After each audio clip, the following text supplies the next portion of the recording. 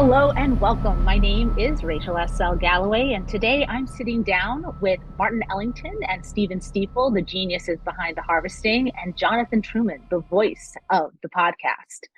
So, thank you all so much for joining me today. I really appreciate your time. Thanks. Pleasure to be here. Thank you. Glad to be here. I would first like to start to talk about the harvesting itself. So, where did the idea come from? What was the genesis of this story? Well, I wrote a short story back in 2011 or 12, I think, which was just self-published. And I wanted to write an alien invasion story.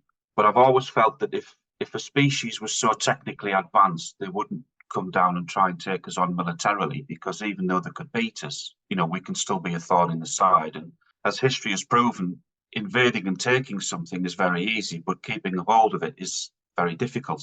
And that's why most invasions inevitably always fail, or all invasions inevitably fail. Afghanistan's a perfect example. The Russians, the British, the Americans, we've all tried to take it, and we take it, but we can't keep it. So I figured that if they were so far ahead of us, they would do it by other means. And it occurred to me that if we want to take a bear or something that's dangerous, an animal, we put it to sleep. And so the idea came up is that what the aliens would do is seed the sky to produce this rain, which essentially would put us to sleep for an unnatural amount of time, maybe a couple of weeks or something, and they can do what they want, and there is no resistance. And it means that all the military is down, all the governments are down. The only people that would survive are in airtight containers, or in submarines, in other words, and bunkers and things. But essentially, they would have free rein to do with us what they wanted to. So that's really where the idea came from. Sort of a very different beginning compared to a lot of the other alien invasion stories that are out there, which are more of a direct attack. Yeah, I mean, I love Independence Day and Battle Los Angeles and all of these, the War of the Worlds and things. I mean, the War of the Worlds is still the standard. That's the classic. That's Classic. The one that will never be beaten. I mean, it's fantastic. And it was never about trying to go against it or go up against it, because you can't. I mean, it's War of the Worlds. It is what it is. But I just wanted to write it from a different sort of way of doing it. There was another book similar to it. I think they made a movie called The Fifth Wave that had Chloe Grace in it, I think. And that had a similar premise, but the aliens produced natural disasters. So I think the first wave was a virus, and the second was a famine, and the third was something, and the fifth was a flood or something like that. It's a great story, and the film actually wasn't a bad film, but I don't know. I mean, it just felt to me that the simplest way to do it would be just to put us to sleep, and that's it. It's we can't do anything at that point. And so that story that you just mentioned went to film, and then your story kind of went towards television. Can you tell me a little bit about that? Well, we had a couple of sniffs at it, shall we say. Sky Atlantic had it, and Hulu had it. And we've written a couple of episodes for it. They were very excited about it, and they liked it. But ultimately, both of them turned it down because it was kind of similar, but not entirely similar to projects that they already had in the works. We've pitched it around Hollywood, I guess, and it's been well received. And we did have a tentative sort of agreement with a producer last year, just as the strikes hit. And it was actually him that sort of gave us the idea for the podcast. So you've just given me a nice little opening there. So Stephen, I'd like to talk to you a bit about that, about how you took something that started as a story and then became a TV pilot, two-part pilot from what I understand, and now it's a podcast. How did we make all these transitions? That's a great question. And it wasn't a grand plan from the beginning, but we realized that the story was too big for a film. And these disaster films now are getting longer and longer. They're hitting 2.5 hours, and they're testing people's patience. But people love limited series, which are twice as long, but feel much shorter because you're watching them in 50-minute bits. So we talked about that and thought we can do so much more. If we make the episodes shorter and more contained, we can actually go deeper with the characters. And so that was how the TV part of it came about. Martin's told you the story then. We took that to the producer, and he suggested a podcast. And we both kind of wondered about that. And the more we thought about it, we thought, you know what, that's a product. We can actually do something with that. And maybe he's right. So we decided to do that. Now, that was about a year ago. So we've been working on this for a while. But in the meantime, it occurred to us that a novel, and in our case, a trilogy, might be really, really great. So we've got the first novel finished in terms of drafting, and Martin's, depending on what he did today, might have started the second book. We're hoping to get the second book out around 4 to 6 months after we publish the first. So we do want the trilogy to come out pretty quickly. And then we hope that the three will have synergy, and whatever somebody comes across will fuel the others. Right. So you took this and now it's going to all these different, but you jumped a little ahead for me because I want to go back to the podcast. I want to talk to Jonathan. Jonathan, you're the narrator for this podcast. I would absolutely love to hear your thoughts on working in this format and any of the challenges that you might have faced. It's been very different from doing an audiobook. That's the first thing, because I have worked on Martin's audiobooks before, his Thurstonfield Holt books. The main thing about it is it's kind of a halfway house between a book and an audio described performance that you might see on TV or in the cinema. In that, like a drama, it is very dialogue heavy, which means that one of the challenges is you find yourself swapping between voices very quickly a lot of the time. I find myself doing a lot of retakes as I go, no, the accent did kind of bleed over between the two there. The Scottish woman was in fact a Yorkshireman for about 3 words, and that didn't work awfully well. It's great fun doing that. I love doing character voices. It's one of my favorite things to do. The other technical challenge has been putting in the sound effects, which of course you don't usually do in an audiobook read. It kind of breaks the immersion, but that's not what we're doing here. Here, I think it increases it. It gives it a sense of pace. It brings it to life. But there is that technical challenge of being not only an actor and a voice director, but now suddenly you're a sound engineer, and it's learning all the time, as with anything good in life. You're a one-man audio drama. Try and keep the drama on the stage, darling, but sometimes it does leak. No, I love that. I love that.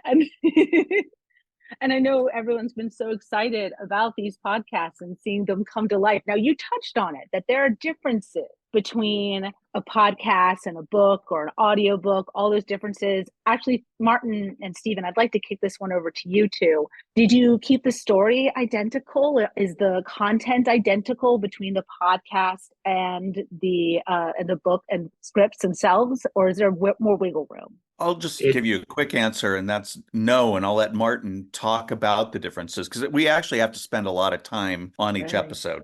Yeah, the thrust of the story is the same, the plot is the same, and sort of the adventures of the survivors, this group of people that come together after the event that find themselves in this world now that's dangerous for a few reasons. One of the big things with the harvesting is that we wanted, right from the get-go when I wrote the short novel, and we carried it on when I pitched this to Steve 7 years ago, and it was Steve's idea to serialise it. I'd written a 90-minute, very basic, cheap-to-produce movie or screenplay, was that we really wanted to keep it tight and grounded and focused on the survivors and not really have the aliens in it too much. So we've kept that theme throughout the podcast and the book, and obviously the TV show as well as we've gone along. So the main thrust of it is about how the survivors adapt and internal conflicts and human conflicts and this kind of thing. The Mist is a perfect example of that, both the film and the book. The way that it does it, you know, the monsters really only come in at the end when they try to escape. It's what goes on in the in-between, I suppose. But it's proved very challenging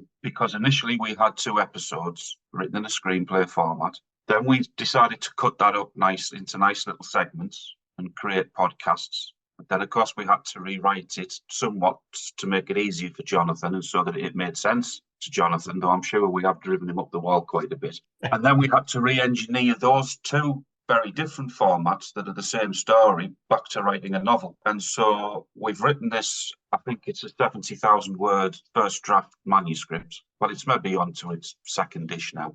And then we found ourselves an episode short for the podcast. So I wrote that. Well, that took me about a week to write because I was just going out my mind at that point, because we've kind of reached the end of the novel. So now we're going past it in the final episode. So I've now kicked that over to Steve. So that's his headache now for a while. And then we'll kick it over to Jonathan and it'll become his headache for a while. So it is very, very difficult. It's been a great learning curve for me. My love is novel writing. I love being able to go inside people's heads and share what they're thinking and what the point of view is and things. You can't do that really in a screenplay or a podcast. So you need someone really good to deliver those emotions, which, as Jonathan said, he worked on Thurston Field Hall. Both books he did a fantastic job on, brilliant.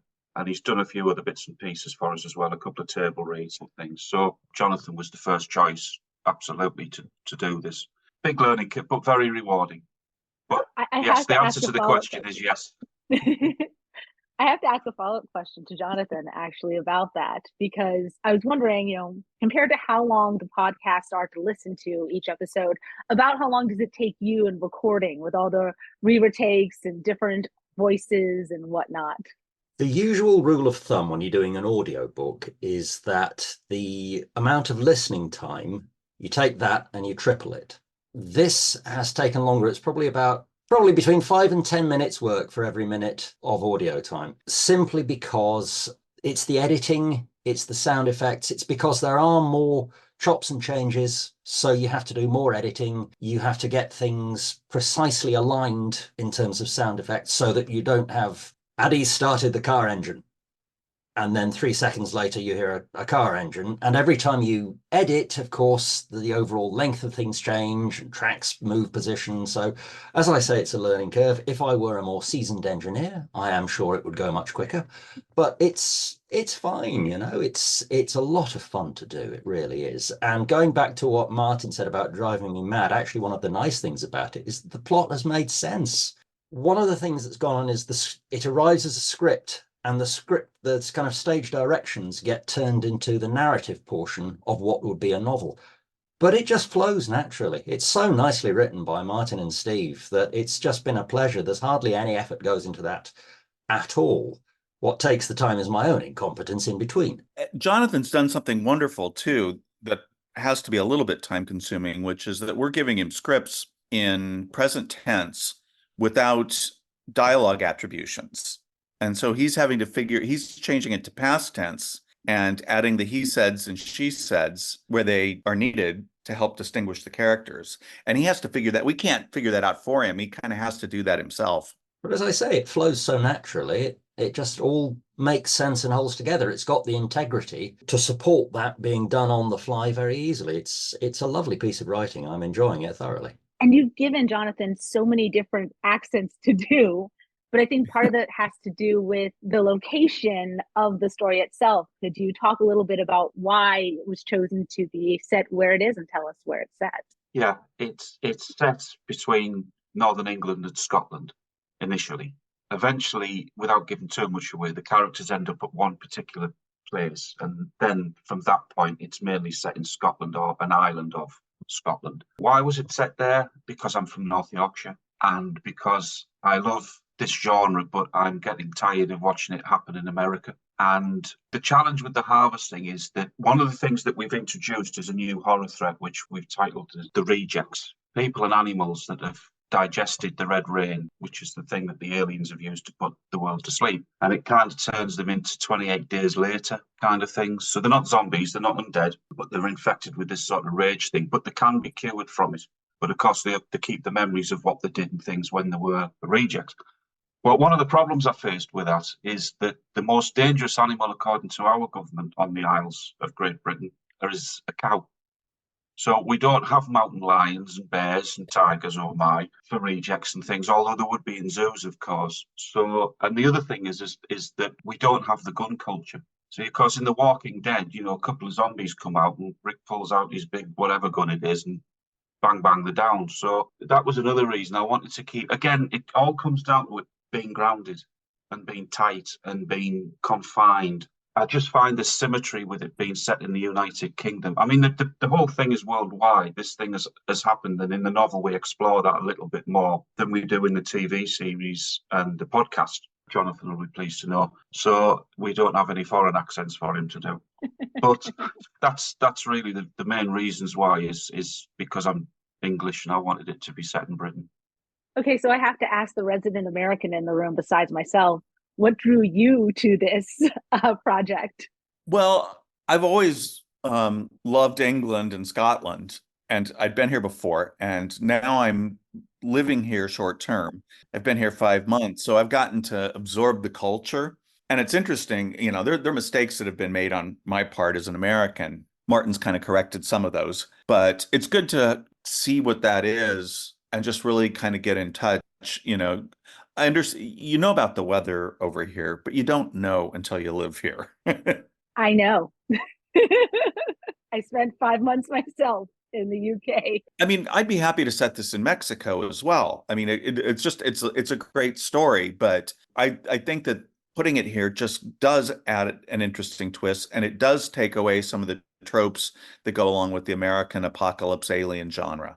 I love that. And you're going to continue that into the trilogy that you're working on. When can we expect that first one to be coming out? We'd like to get the first one out probably by September, October. October's tempting because that's the horror season, and this is a horror story. So that's tempting for us, and that'll give us a really good run at the second book. But going back to what we've said about where it's set, the interesting thing with this is, from a TV show, TV stand, is that it can actually be set anywhere in the world. This version of it is set in the United Kingdom, or, well, it's not really, it's set in Great Britain, Scotland and England. But it could be adapted, if a Korean production company wanted to pick it up, or as Steve said, a Mexican production company, or an American production company, Australia, whatever. Because it's a global story, it's a global event, it could actually be set anywhere. NCIS, so you could have, the harvesting Korea, the harvesting Mexico. Yeah, which they've done with Bird Box. Was it Bird Yep. Box? They've done it. Yeah, Bird Box. They've done Barcelona version, haven't they? I haven't watched it, but I know that they've done a spin-off somewhere else as well. So yeah. So any producers out there listening, we can expand it a bit. Well, then you've led me very perfectly to my final question, which is, with all things considered, what's the dream ending for this whole project? TV. That's it. Whether it be a streamer or a high-end network like HBO or Star or something like that, the ultimate goal for this project would be for the words on the page to become pixels on the screen. That's the ultimate goal for it. I mean, it's a simple answer. I love a simple answer. Steve, did you have something to add? Well, I like novels quite a lot, so I'm also excited to see a trilogy. And, if that's successful, then, maybe we've got Star Wars and we'll do 3 trilogies. The story can keep going. We have a lot that we won't explore in the trilogy. So there's potential for more, is what I'm hearing. Oh, yeah. Yeah, absolutely. Love Harvesting cinematic universe. Yeah. Yeah. They're going to be keeping you busy. Well, we haven't talked to Jonathan about the audio book yet, but now that you brought it up, Yeah. Ever at your disposal, dear sir. He is the voice of the harvesting when all said and done. So I love it. I love it. Keeping it consistent and keeping it amazing. So, well, gentlemen, this has been a lovely chat. Thank you so much for your time. And all of y'all out there, keep a listen for the podcast of The Harvesting. Check out the novel, the first of the trilogy that's going to be coming out hopefully this fall. And stay tuned for maybe down the line some TV announcements.